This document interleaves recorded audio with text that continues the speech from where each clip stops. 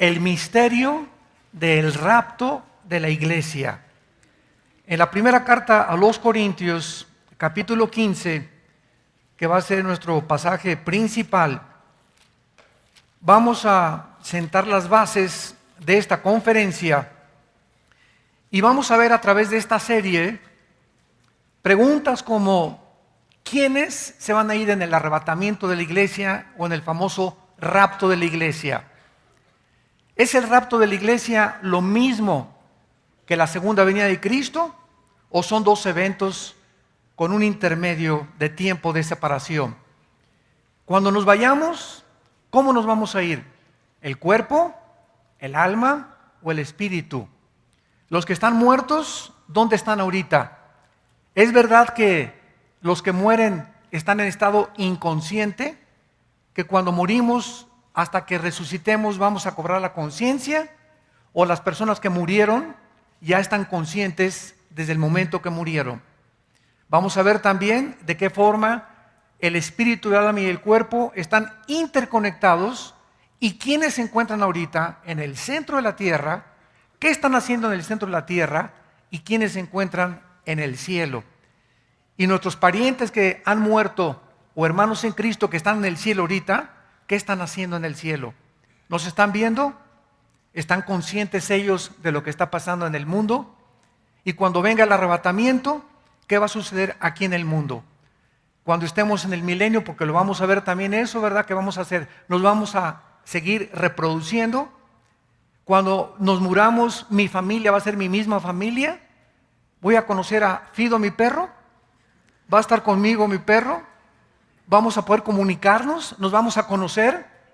En el cielo vamos a saber quién es Adán, quién es Elías, quién es Moisés, sin que tengamos fotos de ellos. Todas estas preguntas las vamos a contestar en esta serie, el misterio del rapto de la iglesia. En la primera carta a los Corintios, capítulo 15, versículos 51 al 53, dice el apóstol Pablo: he aquí os digo un misterio. ¿Por qué un misterio? Porque en el Antiguo Testamento no se había revelado el arrebatamiento de la iglesia. En el Antiguo Testamento no se había revelado tampoco la iglesia. Esta revelación, tanto de la iglesia como del arrebatamiento de la iglesia, o sea que el misterio consistía en que habría un tiempo en el que una generación de cristianos no íbamos a morir. Íbamos a ser transformados de la noche a la mañana. Este misterio es una cosa escondida antes, se la reveló Dios al apóstol Pablo, no a Pedro, no a Juan, no a Santiago, se le reveló al apóstol Pablo. Y Pablo escribió el misterio que lo tenemos que conocer, que es el arrebatamiento de la iglesia y el misterio de la iglesia que se encuentra en el capítulo 3 del libro de los Efesios. Entonces, por eso Pablo comienza diciendo: he aquí les digo el misterio. ¿Cuál misterio? Que no todos vamos a dormir, o sea, no todos vamos a morir, pero todos seremos transformados en un átomos. La palabra momento en el griego es la palabra griega átomos, que es en una fracción imperceptible de segundos, en un abrir y cerrar de ojos, o sea, en lo que tarda un parpadeo de ojos. Así de rápido, a la final trompeta, porque se tocará la trompeta y los muertos serán resucitados incorruptibles. Y nosotros, aquí Pablo está involucrando a los que cuando venga Cristo por nosotros estemos vivos, no vamos a morir. Ojalá que nosotros seamos esa generación que estamos esperando en cualquier momento el arrebatamiento de la iglesia. Vamos a ser transformados nuestro cuerpo. Y dice la Biblia: porque es necesario que esto corruptible se vista de incorrupción y esto mortal se vista de inmortalidad. En otras palabras, no podemos ir al cielo con este cuerpo, porque la sangre y la carne no pueden heredar el reino de Dios. porque este cuerpo fue diseñado por Dios para vivir en 4 dimensiones. Simplemente al salir de la tierra al espacio, ya necesitamos escafandras y un traje de astronauta especial, porque las condiciones atmosféricas y la composición química del aire fuera de la atmósfera son diferentes a las que tenemos aquí en la tierra. Entonces imagínense ir al cielo en este cuerpo. No podría, nuestro cuerpo se desharía, ¿verdad? Entonces necesitamos una transformación, ¿verdad? Un cambio imperceptible de nuestro cuerpo para que sea transformado nuestro cuerpo en milésimas de segundo en un cuerpo perfectamente glorificado como el cuerpo de Jesucristo, como lo vamos a ver también.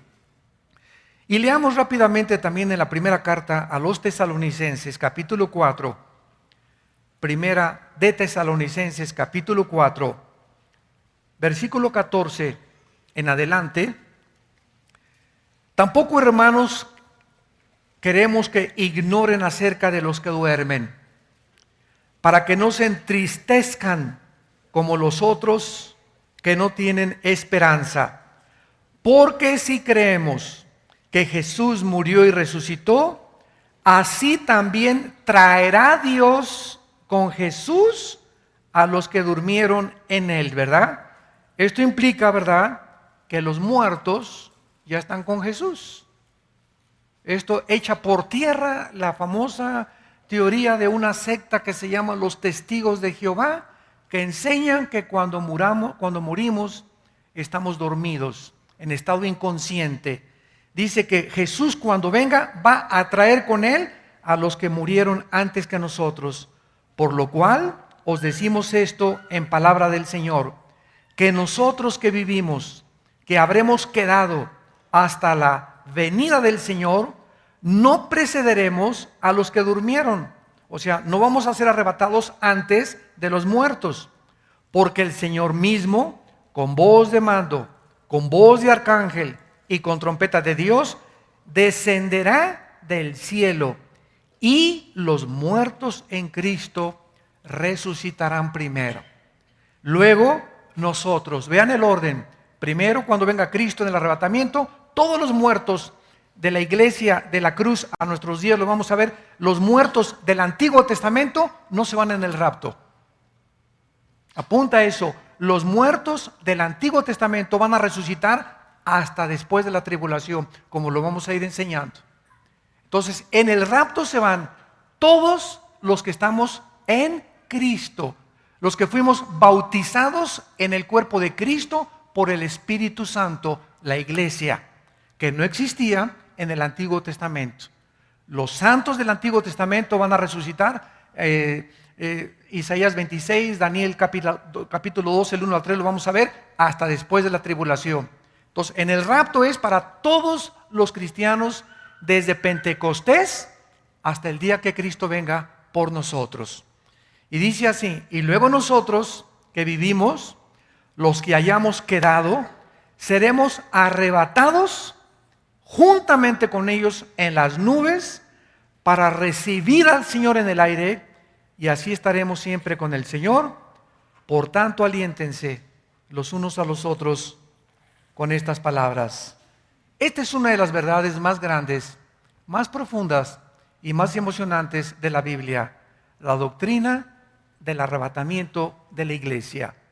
Una doctrina que inclusive está siendo negada.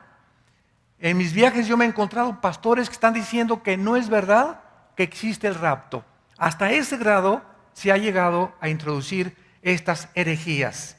La Biblia dice que millones de personas de repente vamos a desaparecer del mundo, y la mayor parte de los seres humanos que se queden aquí van a quedarse con la baba colgando.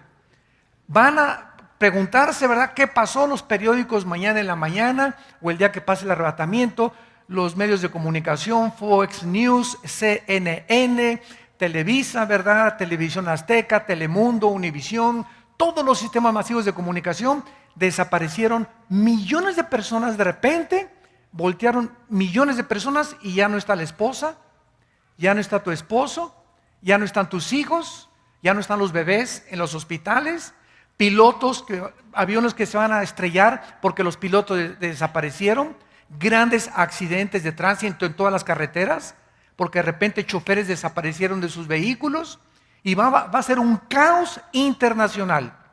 Millones de parejas serán separadas, el incrédulo se quedará, el creyente desaparecerá.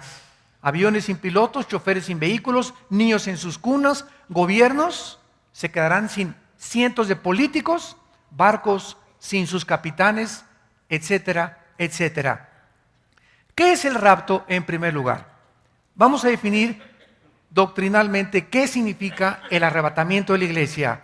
Es el próximo evento en el calendario profético de Dios.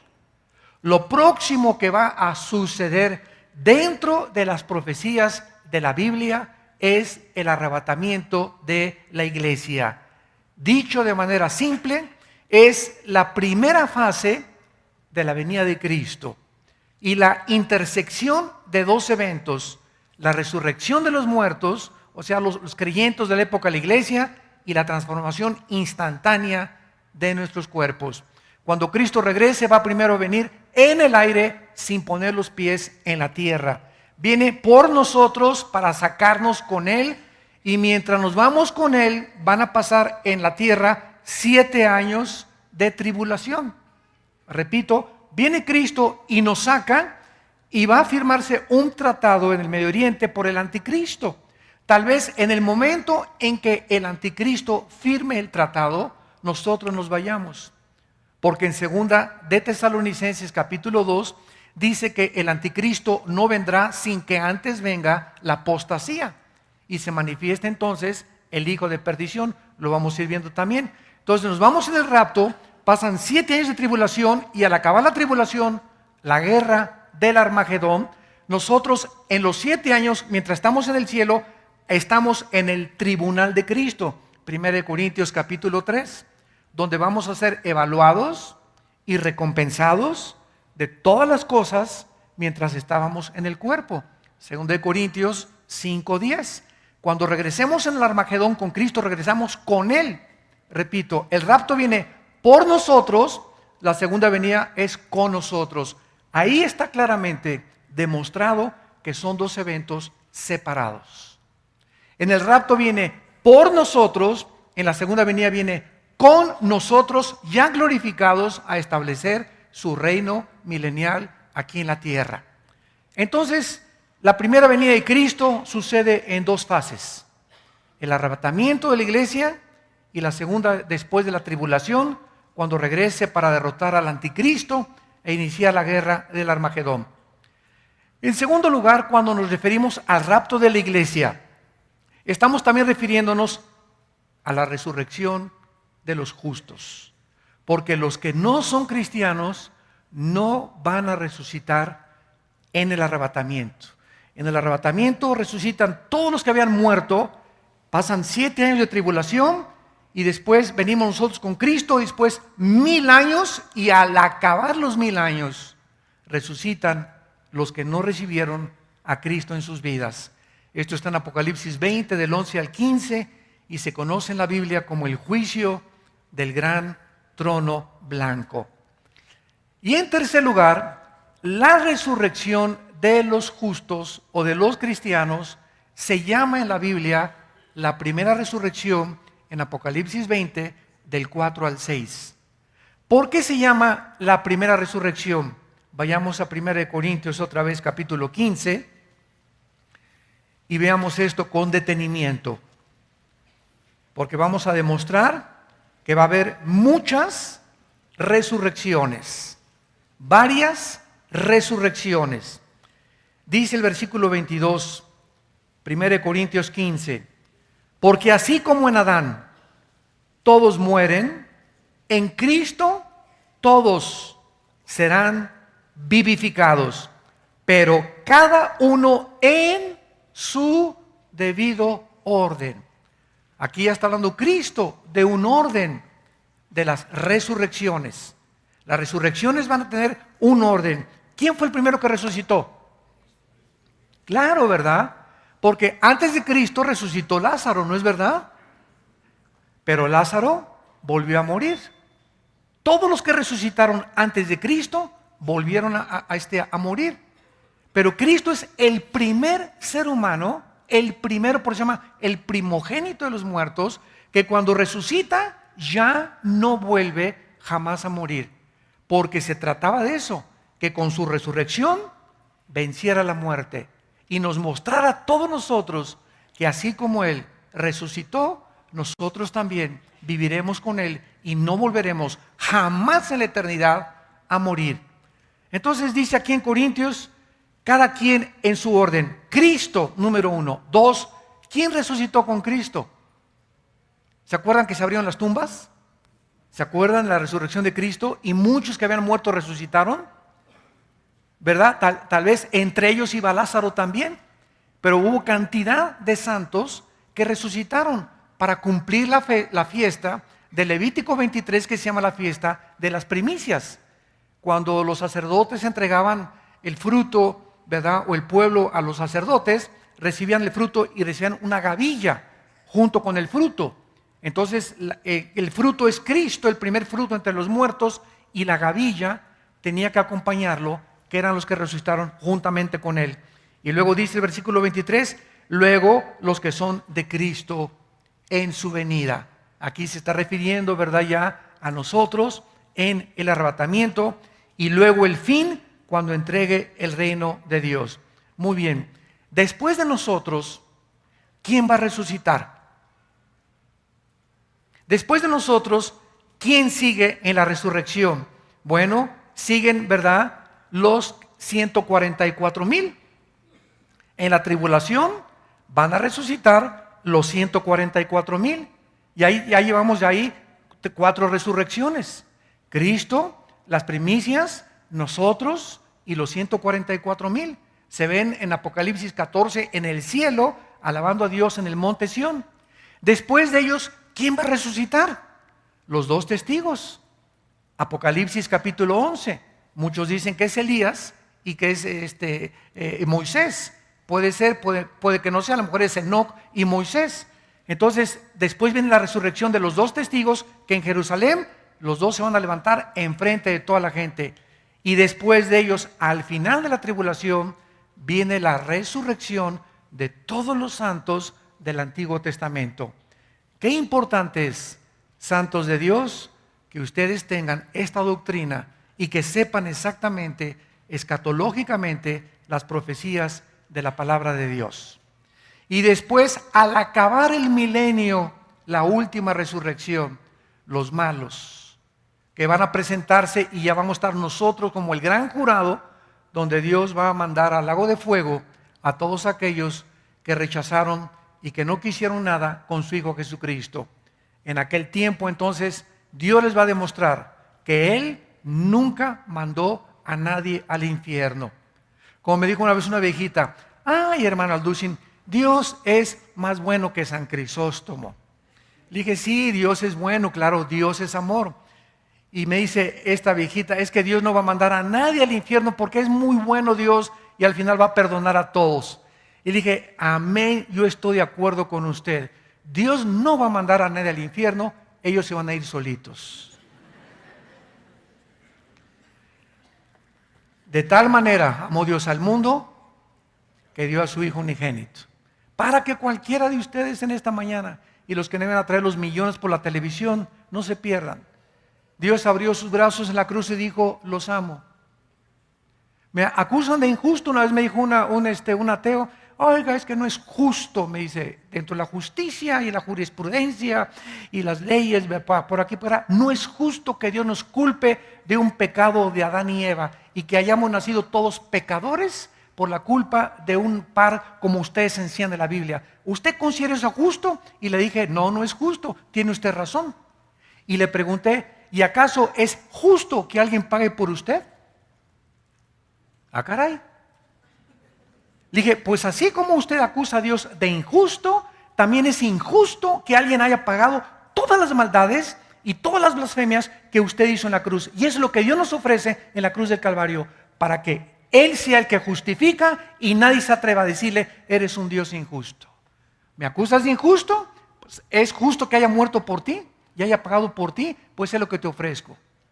que yo pago por ti todas las tonterías, las blasfemias, las fornicaciones, los abortos, los latrocinios, los homicidios que tú has hecho en tu vida.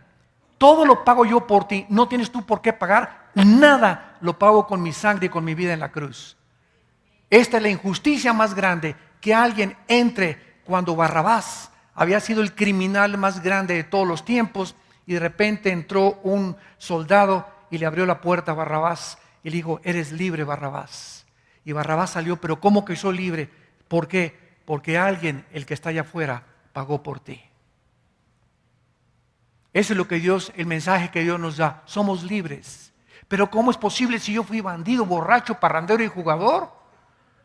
Marihuano, neurótico, esquizofrénico, 4 o 5 divorcios y maté, etcétera, etcétera. Eres libre. Pero esto no es posible. Alguien tiene que pagar. Yo tengo que... No, es que ese es el mensaje del Evangelio y de la gracia de Dios.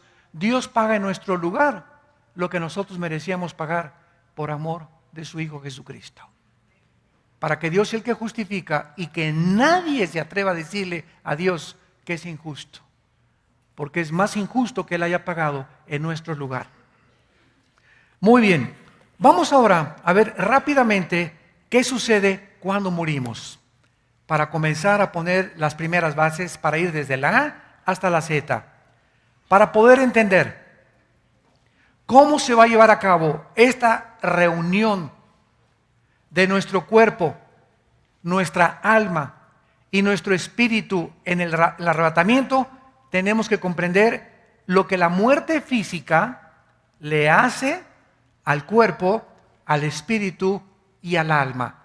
¿Qué sucede cuando un cristiano se muere? ¿Qué pasa con su alma, su espíritu, a dónde se van, su cuerpo, etcétera, etcétera? En primer lugar, la palabra muerte, apúntalo por favor, no significa en la Biblia cesar de existir. La palabra muerte no significa cesar de existir ni tampoco aniquilación. La palabra muerte significa separación. Separación. Cuando dice la Biblia que nacimos, Efesios 2:1, muertos en delitos y en pecados, ¿qué está diciendo? Que nacimos separados de Dios espiritualmente.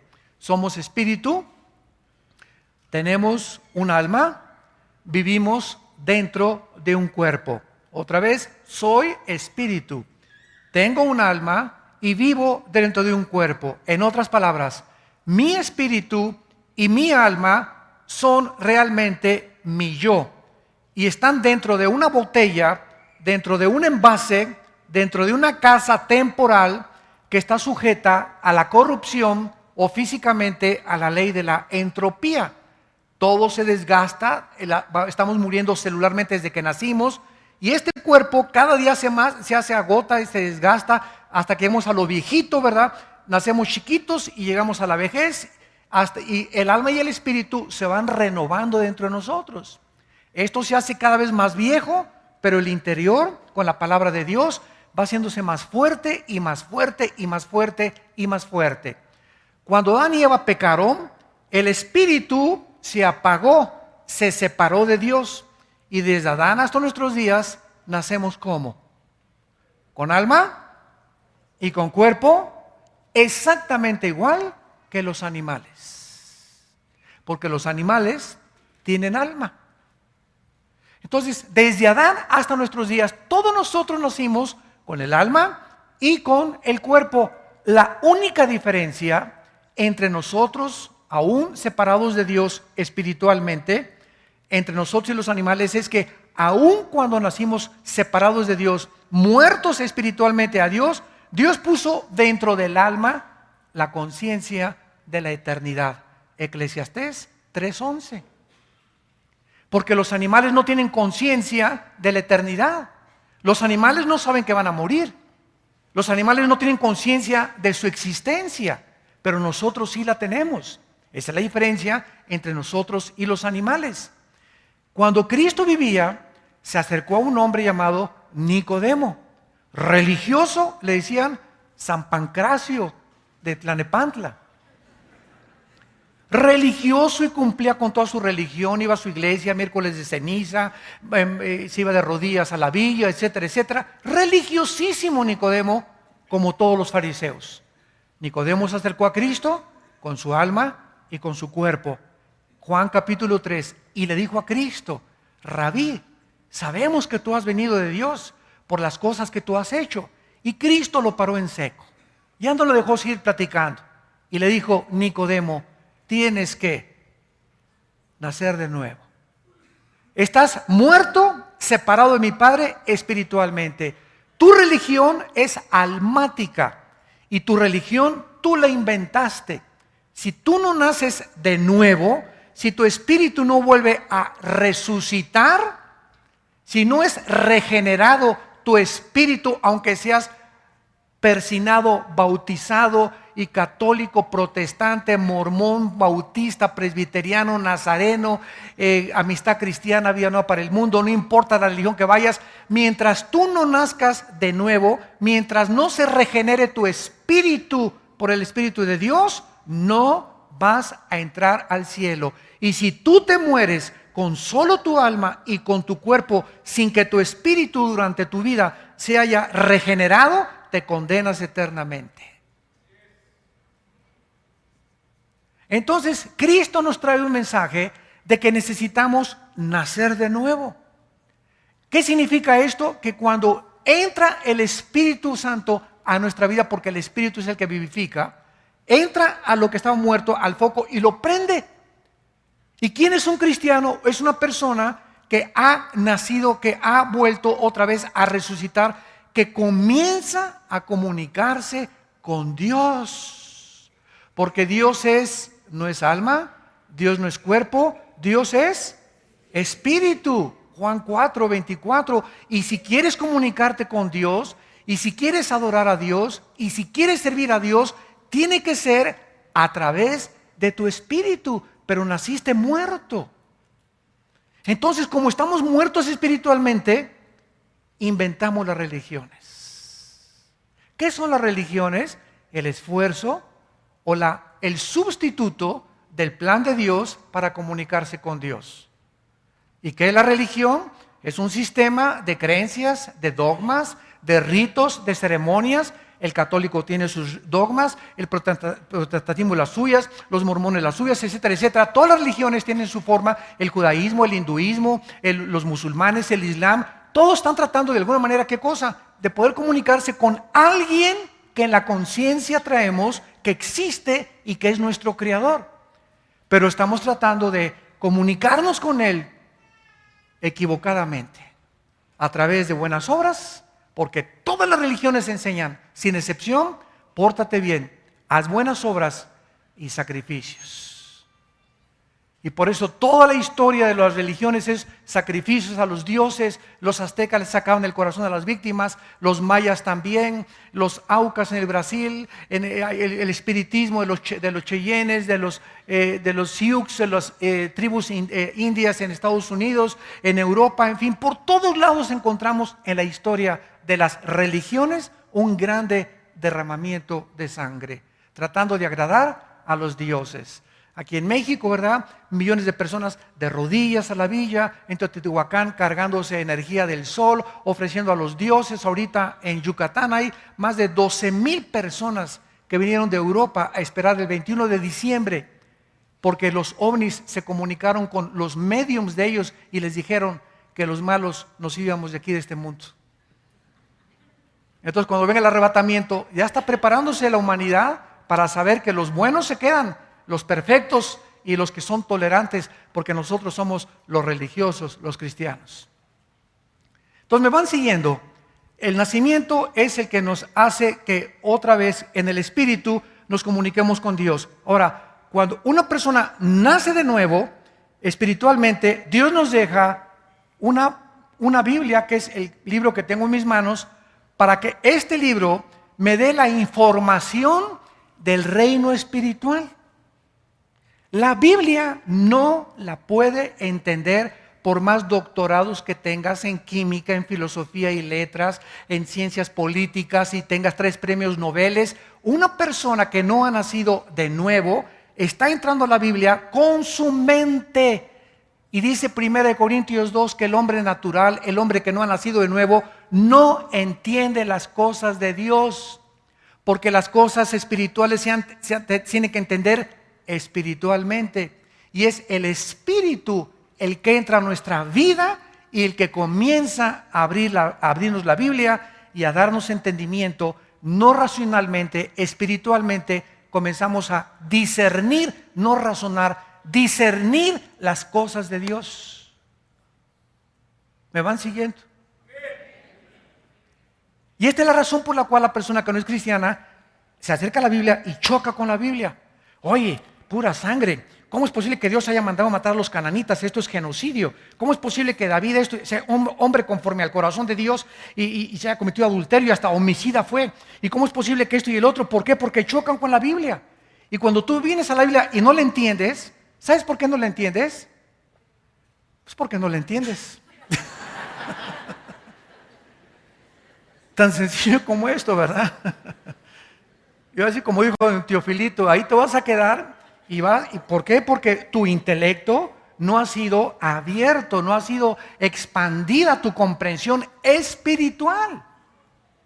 Porque las cosas del espíritu no se pueden racionalizar con la mente intelectual, se tienen que discernir. Y la palabra discernir significa distinguir entre la luz y las tinieblas. Se lo explico de otra manera. ¿Se acuerdan de Hebreos 4:12? Porque la palabra de Dios es viva y eficaz y más cortante que toda espada de dos filos y discierne, ¿verdad? Las cosas, ¿verdad? Del espíritu y penetra hasta el alma y el espíritu y discierne las intenciones y los pensamientos del corazón. Fíjense lo que dice Hebreos 4:12. Este es el alma y este es el espíritu, la mitad de mi Biblia. Este es el alma, este es el espíritu. Cuando nacemos y no hemos nacido de nuevo, el alma y el espíritu están así, amalgamados. El espíritu está muerto y el alma tiene un poco de vida, porque tiene la conciencia de la eternidad, repito. Entonces, para la persona que no tiene a Cristo, todo es gris. Una persona que no tiene a Cristo no puede distinguir claramente el bien y el mal. Bueno, sabe que matar es malo, todas las tribus africanas lo saben, los ignorantes lo saben que robar es malo, que el adulterio es malo, que una muchacha no debe casarse más que virgen. Son conceptos que ya trae el alma humana, la ley escrita en el corazón, la conciencia, pero no distingue claramente qué es realmente, qué es bueno y qué es malo a los ojos de Dios. No, pues todo el mundo ahorita vive en pecado y se acuesta con su novio y cuando nos casemos pero antes de casarnos puedo tener relaciones sexuales, el matrimonio gay no hay ningún problema, el aborto no hay ningún problema. Se dan cuenta, ya en las cosas profundas ya no hay distinción. Ya está así, ya no saben quién es bueno, quién es malo, quién tiene la verdad, quién no tiene la verdad. ¿Será fumar marihuana bueno? ¿Será malo? ¿Será tener 3 esposas bueno? ¿Será malo? Ya no hay distinción. Entonces la palabra de Dios, dice en Hebreos 4:12, cuando entra, separa el alma del espíritu. Solo la palabra de Dios me pone aquí el espíritu y me pone el alma. Y entonces Dios comienza a comunicarse a mi espíritu y mi espíritu comienza a mandarle la información a mi alma para cambiar mi manera de pensar. Nadie puede cambiar a un ser humano su manera de pensar más que la Biblia. Nadie. Por más que tengas 5 idiomas y políglota y culto, nadie puede cambiar tu manera de pensar más que la Biblia. Entonces, la Biblia, Romanos 12:2, no se conformen a este mundo, sino transfórmense. El espíritu, la comunicación al espíritu viene de este libro. Mi espíritu solo puede tener contacto con Dios a través de la Biblia. Entonces la Biblia se comunica a mi espíritu, me comienza a mostrar las cosas de Dios, mi espíritu le comienza a pasar la información, escúchenme, a mi alma, a mi mente. El alma está en la mente. Mi mente comienza a ser transformada. Híjole, tengo que tratar bien a mi esposa. El adulterio no va a ser bendición. Tengo que obedecer a mis padres, tengo que pagar impuestos, tengo que hacer esto, comienzo mi mente a cambiar, yo tengo que mi dinero dárselo a Dios, muchas cosas comienzan a ser transformadas en mi manera de pensar. Ya no soy el que yo era antes de que mi espíritu estuviera muerto. Y una vez que mi alma comienza a ser transformada, mi alma comienza a gobernar mi cuerpo. Y mi cuerpo se comienza a convertir en mi esclavo. Que quiero una pizza a las 2 de la noche, cállese, no le doy nada. Que esa muchacha comienza a relinchar como caballo de las muchachas, ¿verdad? Nada, Señor, ayúdame, ¿verdad? Mi esposa nada más. Y comienzo a decirle a mi cuerpo las pasiones que están dentro de ese cuerpo. Aquí en el cuerpo opera el pecado. Aquí operan los demonios. Los demonios no operan en el espíritu, porque no hay comunión entre el espíritu y las tinieblas. Si hay demonios en tu vida, no están en tu espíritu. Por eso un cristiano no puede ser poseído, porque le pertenecemos a Dios. Pero puede ser influenciado en tu cuerpo y gobernar tu cuerpo y dominar tu cuerpo y crear de la pornografía un hábito, una obsesión, del alcoholismo, de las drogas, del odio, etcétera, etcétera, que infectan a tu alma. Porque cuando el cuerpo no se somete al alma, la mente es infectada. Entonces se dan cuenta cómo es y cómo opera mecánicamente la transformación bíblica del cristiano.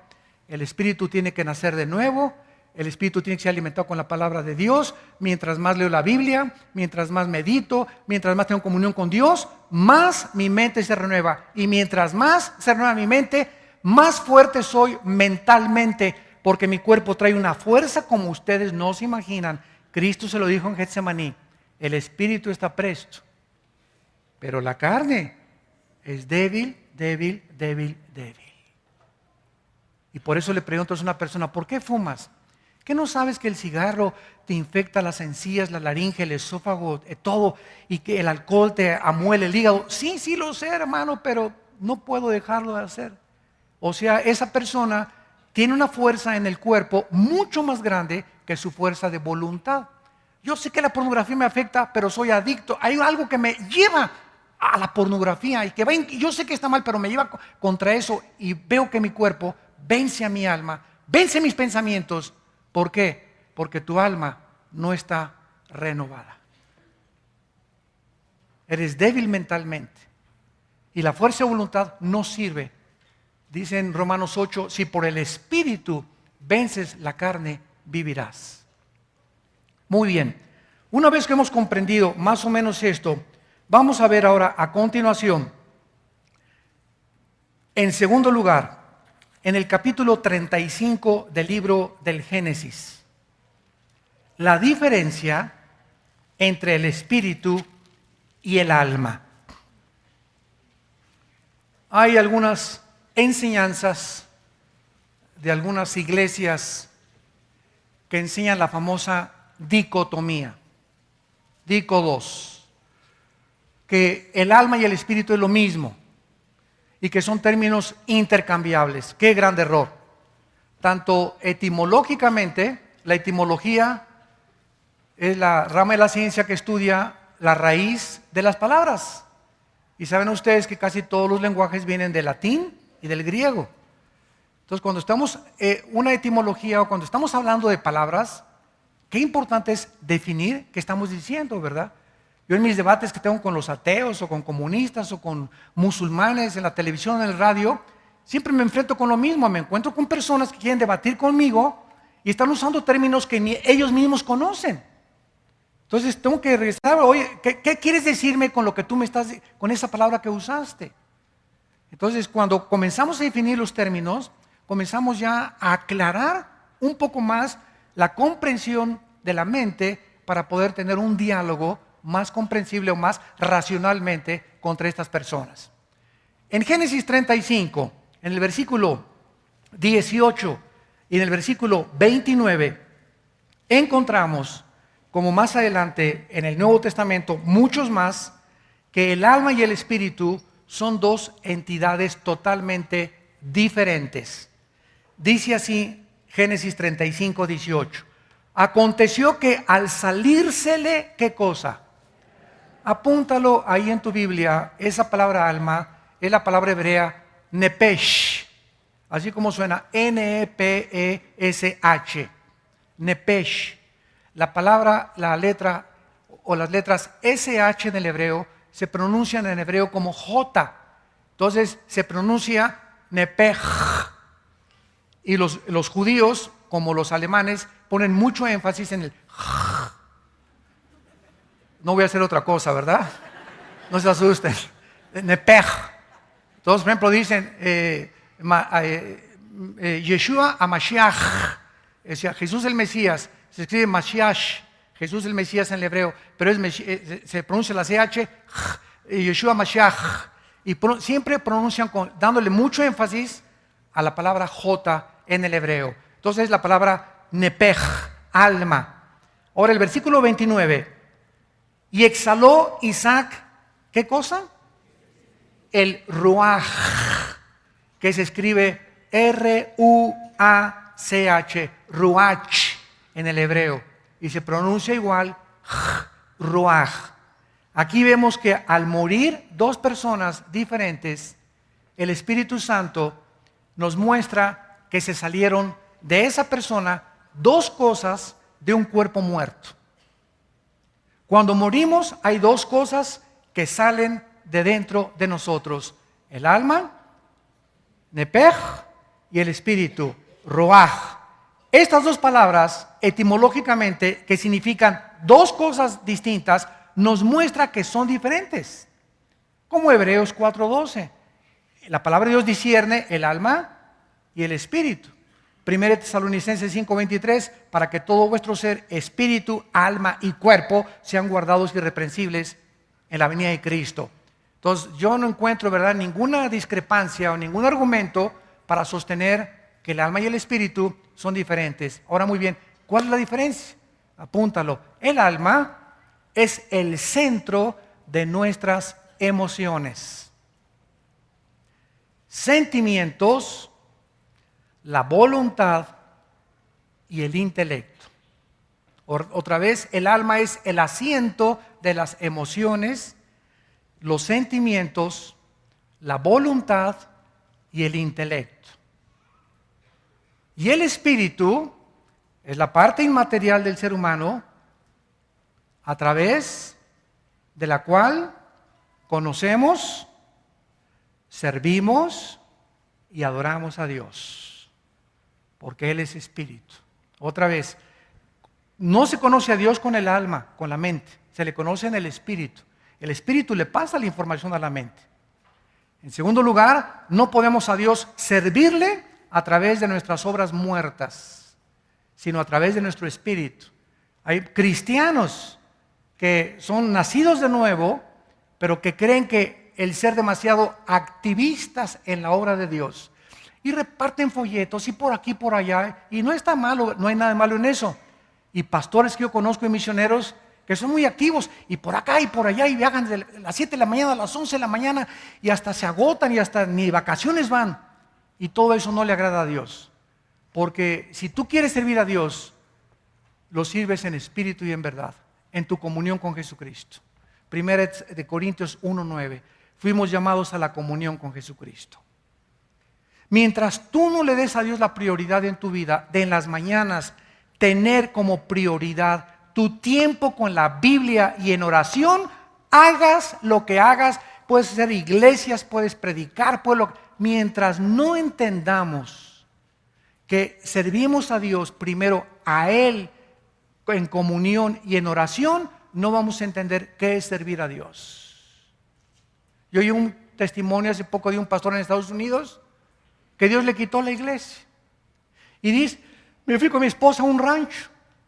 Oye, pero yo estoy acostumbrada a la iglesia y a esto y el otro. Y estuvimos 1 año y medio en el rancho, me dice el pastor, dio su testimonio. Y ni prediqué ni nada. Y Señor, le pregunté a Dios, pero yo quiero servirte en el reino y todo. Y hasta que finalmente, después de que se quebrantó y se humilló delante de Dios, el Espíritu Santo le dijo a este pastor, ¿sabes una cosa? Es que yo quería que durante todo ese año y medio no sirvieras a la gente, me sirvieras a mí. Y te encerré en ese rancho 1 año y medio sin hacer nada, ni activismo, ni predicar, ni nada, para que aprendas que tu prioridad en mi vida es servirme a mí. Eso me impactó tremendamente, porque confundimos el activismo con el servir a Dios. Y mientras no tengamos comunión con Dios y no entendamos que mi tiempo más importante es el tiempo que yo paso con la Biblia y es el que Dios evalúa más altamente, todo lo demás que haga no sirve de nada. Acuérdense de Apocalipsis 2, del 1 al 4, la iglesia de Éfeso, ¿se acuerdan? Oye, vengan para acá los de Éfeso, pónganse aquí mis chiquilines. Todos ustedes, y fíjense cómo comienza Jesús, para que entendamos este concepto. Yo sé que ustedes han sido muy celosos, han sido muy pacientes, han probado lo que son apóstoles y no lo son, se han involucrado en cientos de actividades, y en ese momento, pues todos los cristianos a quienes Cristo se refería, podían haber, gracias Señor, sabíamos que nos tenías que reconocer, y de repente Cristo les dice, pero hay un pero, hoy el Señor tiene un pero contra nosotros, ¿cuál será? Quiero decirles que todo eso que han hecho no les sirve de nada, porque han perdido su primer amor. Todas las iglesias que construiste, todo lo que tú hiciste no es absolutamente comparado, porque tienes años que no tienes comunión conmigo. No estás enamorado de mi Hijo Jesucristo. Y le dice Cristo, arrepiéntanse. Fíjense nada más, arrepiéntense y regresen a sus primeras obras, porque si no se arrepienten y no regresan a mí y dejan tanta actividad para dedicarse más a mí, a darme tiempo, les quito el candelero de su lugar. En otras palabras, ¿qué significa esto? Que si tú no entiendes que nosotros somos testigos al mundo y brillamos, y el poder que tenemos para hablar de Cristo es de nuestra comunión con Él, si comenzamos a hablar de los activistas, lo hacemos en la carne, y quitar el candelero significa que perdemos nuestro poder espiritual. Y predicamos en la carne, se puede enseñar en la carne, se puede repartir folletos en la carne es bien consagrada y súper religiosa.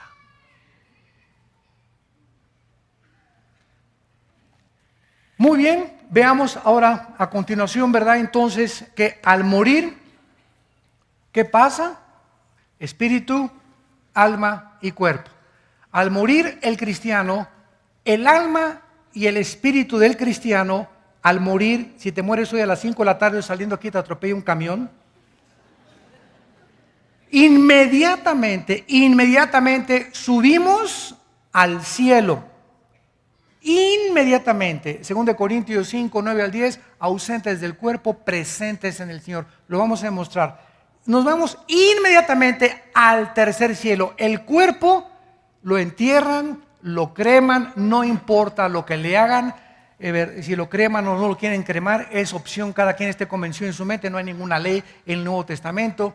Mateo 10 dice que no importa lo que hagan al cuerpo, ya sea que no te cremen, ¿verdad? De todas maneras, si no te creman, te comen los gusanos.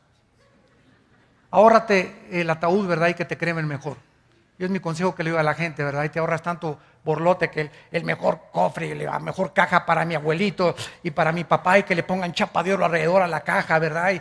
Y flores, y se gastan ahí todas las cosas. El muerto ni sabe con nosotros, ni está con nosotros, ni te lo agradece, ni nada. Es puro mercantilismo, ¿verdad? Todo eso viene del paganismo. Digo, si lo quieres hacer no hay ningún problema, ¿no? Hijo de paganos. No todos tienen esa intención, ¿verdad? No digo que todos lo tengan, ¿no? Pero cuando comenzamos a despertar espiritual nos damos cuenta, ¿verdad? Que pues mejor que lo creme, ¿verdad? Ya se acabó tantas cosas, un botecito, ¿verdad? Te ahorraste, hasta el hoyo en el panteón te ahorraste, ¿verdad? Entonces nos vamos inmediatamente al cielo, el cuerpo se queda adentro, y dice la Biblia que cuando Cristo viene en el arrebatamiento, tu espíritu y tu alma vienen con Cristo, ¿te acuerdas? Y traerá Dios con Él a los que durmieron con Él, a los que murieron, por eso están con Cristo. Y entonces los muertos, tu cuerpo, va a resucitar. 1 Tesalonicenses 4, va a resucitar. Y en el aire, cuando venga el arrebatamiento, nos juntamos con nuestra alma y con tu espíritu, con un cuerpo glorificado. Completamente glorificado. Y así ya estaremos para siempre con el Señor. Pero, mientras estamos en el cielo y no hemos recibido el cuerpo glorificado, ¿tenemos algún cuerpo intermedio en el cielo? Vayamos a Apocalipsis capítulo 6. ¿Con qué cuerpo estamos en el cielo o somos como Gasparín el fantasma? No, de ninguna manera. Veamos lo que la Biblia nos enseña de nuestros hermanos y hermanas que ahorita están en el cielo, y veamos tantos detalles que se nos revelan de los que están ya en el cielo ahorita, antes que nosotros. Dice Apocalipsis 6 del 9 al 11. Cuando abrió el quinto sello, vi bajo el altar las almas. O sea, Juan estaba viendo con sus ojos, vio almas. Si fueran como Gasparín, incorpóreos, inodoros, transparentes, ¿verdad? No podía ver nada. Vio algo y él sabía que eran las almas. O sea, el ego, el yo de estas personas muertas. ¿De quiénes eran? De los que habían sido muertos por causa de la palabra de Dios y por el testimonio que tenían, de los mártires. Ahí Juan vio a los mártires en el cielo y clamaban a gran voz. Estas personas en el cielo tienen cuerdas vocales. En el cielo hay comunicación. Estos muertos no están así, ¿verdad? En un ambiente. No, ¿verdad? Se pueden comunicar y se pueden comunicar con Dios. Y nos damos cuenta entonces que tienen cuerdas vocales. Que hay todavía, el cuerpo está abajo en la tumba, pero las almas se pueden comunicar. Porque está comprobado, ¿verdad? Que, por ejemplo, el cerebro no es el que hace los pensamientos. Ustedes saben que fue uno de los argumentos más fuertes que yo he encontrado contra el ateísmo. El ateísmo establece que somos materia, básicamente el materialismo. Y el ateísmo se estrella porque tú le dices a un ateo, oiga, espérenme una cosa, pero la materia nunca producirá los pensamientos. Ha sido uno de los argumentos más fuertes que tengo contra el ateísmo. Si tú dices que todo fue material y venimos de la materia, etcétera, etcétera, ok, pero ¿quién le puso a la materia los pensamientos? Los pensamientos en nuestra mente pertenecen al mundo invisible, síganme con cuidado. No son materiales los pensamientos, ¿correcto? Entonces pertenecen al mundo espiritual y por eso es que los demonios, como nuestros pensamientos operan en el mundo espiritual, intangible, no terrenal, no físico, no material, los demonios y los ángeles tienen acceso a nuestros pensamientos. Y por eso Dios quiere que cambiemos nuestros pensamientos, porque si nuestros pensamientos nos domina el mundo espiritual.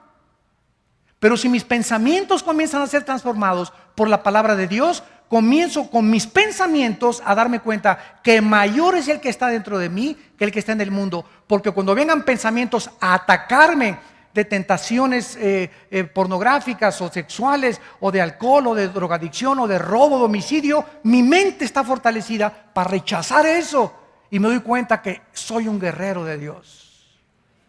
Te has convertido en una guerrera de Dios porque has vencido. Y eso es lo que significa que hemos vencido por la palabra del testimonio y por la sangre del Cordero.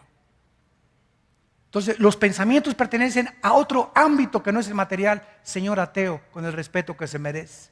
Los pensamientos pertenecen a un mundo que no se puede ver más que a través del Espíritu y de la Biblia. Entonces, en el cielo sigue la comunicación y dice la Biblia a continuación que estas almas no solamente se comunican, sino que también están junto a Dios, porque le están hablando a Dios hasta cuándo y reconocen que Él es el Señor, que Él es santo y que Él es el único verdadero del universo. Y vean ustedes lo que estas almas le están diciendo a Dios en el cielo. Esto es asombroso. Le dicen a Dios en el cielo, Señor, ¿por qué no juzgas y vengas nuestra sangre en los que moran en la tierra? Pregunta, ¿estas almas en el cielo están pidiendo venganza? O, fíjate la importancia de los términos. Es que el juez que me condenó a muerte se quiso vengar de mí. Espérame tantito, pitirijas, cuijas, chijas. El juez y la ley que te condenó a muerte cuando se ejecuta la pena capital, no es venganza, es vindicación a la sociedad del mal que tú hiciste. Entonces no confundas la venganza con la vindicación. Estas almas no están pidiendo venganza, están pidiendo en el cielo: Señor, ya acaba con tantos crímenes, Padre Santo, acaba con tantas violaciones, con tanto derramamiento de sangre. Oh Dios, ¿cuándo va a ser este momento? Porque ellas saben en el cielo que nos están viendo.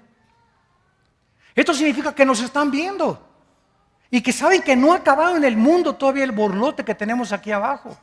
Y le están diciendo a Dios: ¿hasta cuándo? Dios no puede decirles cuándo, porque las cosas secretas pertenecen a Dios. Entonces Dios no les contesta a estas almas, y simplemente en el cielo se les dice, ¿verdad?, que se les dan vestiduras blancas hasta que esperen todos los que han de ser muertos como ellos. Y entonces sabrán cuándo el tiempo ha llegado, porque ni el diablo conoce el tiempo final del Señor Jesucristo. Nadie sabe el día y la hora de cuando Cristo acaba con todo, más que Dios. Esto le pertenece a la sola potestad de Dios. Los tiempos cronológicos y los kairos de Dios le pertenecen solamente a Dios. Y dice el versículo 11: y se les dieron vestiduras blancas. O sea, tú no puedes vestir a Gasparín, ¿verdad? O sea, hay un cuerpo intermedio en el cielo, pero esas vestiduras no están vistiendo a un cuerpo glorificado. Hasta que esas almas bajen con Cristo en el arrebatamiento, sus cuerpos resuciten, su ADN. El ADN, el código genético hereditario, el ácido desoxirribonucleico, del cual está formada cada una de nuestras células, billones de células que tenemos en el cuerpo, ahí está escondida toda la información de quiénes somos. Tenemos billones de células y en cada célula está el software de Dios. Señor ateo, ¿quién le puso ese software? Se hizo solo. Ni siquiera un chango le contestaría eso. La información, ¿de dónde viene? La información tiene que venir siempre, señor ateo, de una persona inteligente. Si usted se encuentra un CD y lo mete en una computadora, ¿quién le puso esa información al CD? El CD lo agarro y vale 5 centavos el CD, la pura materia, el puro software. Pero ese CD contiene una información, y si lo peso el CD en una báscula, pesa 3 o 4 onzas. Sin embargo, ese CD no vale nada. Lo que vale es la información dentro del CD. ¿Quién puso esa información? ¿El aire? Oiga, aquí hay una información codificada impresionante, que cuando nacemos, las 23 células de mi madre y las 23 células de mi padre, los cromosomas, se juntan y alguien le dice: tú vas a hacer a la semana corazoncito, a las 3 semanas se forma el corazón, comienza a bombear ahorita, esta va a ser la oreja, esta va a ser la piel, esta va a ser el páncreas, este va a ser el sistema digestivo, esta va a ser la piel. Oye, ¿se hizo solo? Aquí hay una información codificada. ¿Quién está dando órdenes a ese cigote para que comience a desarrollarse dentro del vientre de nuestra madre, nuestro ser? Estudia, señor ateo, la formación de un ser humano desde los primeros días hasta el 9º mes que nacemos al mundo. De qué forma tan mecánica y tan consecutiva y tan consistente cada cosa se va formando de una forma perfectamente bien planeada y organizada. Y la orejita ya, y el corazón, y comienza a bombear la sangre y todo eso, ¿verdad? Es como si dijeras: esa fábrica de llantas se hizo sola. Nos damos cuenta que profesando ser sabios nos hicimos necios. Y se les dijo a estas almas que se esperaran a que se completara el número de sus hermanos que iban a morir en el cielo. Así pues, esta palabra dormir, que se usa koimao en el griego, viene de koimetería, que significa cementerio, lugar donde duermen los cuerpos. De ahí viene la palabra cementerio, de la palabra griega koimetería. De ahí viene la palabra dormir. Entonces, cuando dice la Biblia y durmió, significa que el cuerpo es el que está dormido, pero nuestra alma y nuestro espíritu está en el cielo. Oremos. Padre, gracias por tu palabra en esta mañana. Gracias, Señor, porque tu Espíritu Santo nos va a ir abriendo en esta serie, poco a poco, Señor, el entendimiento para ver las maravillas de tu ley. Oh Dios, cuántas cosas escondidas tienes para nosotros, grandes e incomprensibles. Oh profundidad de las riquezas de la sabiduría y el conocimiento de Dios. Porque ¿quién conoció la mente de Dios? Más que el Espíritu que todo lo escudriña. Gracias, Señor, por habernos dado tu Espíritu y habernos dado un espíritu de sabiduría, de inteligencia, de conocimiento y de discernimiento espiritual, y habernos permitido entrar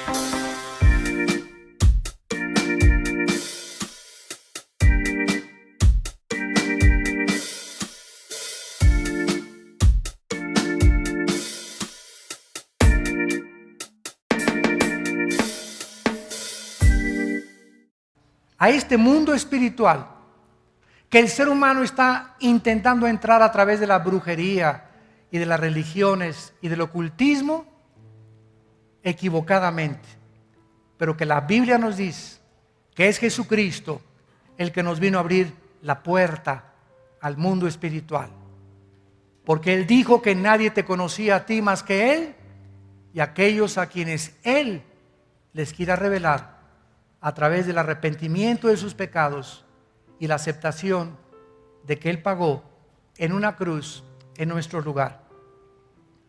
en esta mañana, todos ustedes también por la televisión, que quieran aceptar a Cristo en su vida, ahí desde tu lugar, dile a Dios.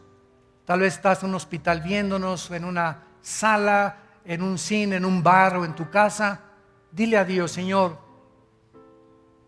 cosas grandes e incomprensibles que no entendía, las comienzo a entender. Y ahora comprendo que tú eres Dios y que yo necesito despertar espiritualmente, resucitar espiritualmente para poder caminar contigo y entender tus pensamientos. Me arrepiento de mis pecados. Creo que en la cruz pagaste tú, Jesús, por ellos con tu sangre preciosa. Y te pido que a los 3 días entres a mi corazón como mi Señor y mi Salvador. En el nombre de Jesús. Amén.